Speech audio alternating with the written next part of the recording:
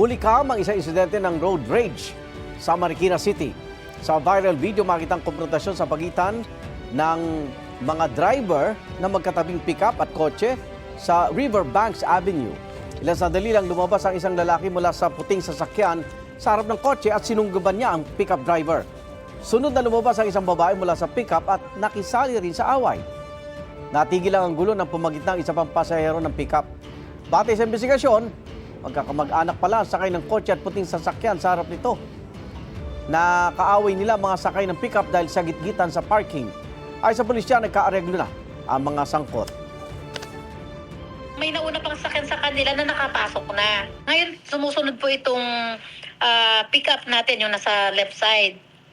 Then from there po, hindi po na po sila makapasok din kasi nga po, nakaharang na rin po yung hindi na nagbigay yung nasa white kasi naiharang niya na yung sasakyan niyang nauna. Then hanggang nagkatapat po yung Vios at saka yung pick-up.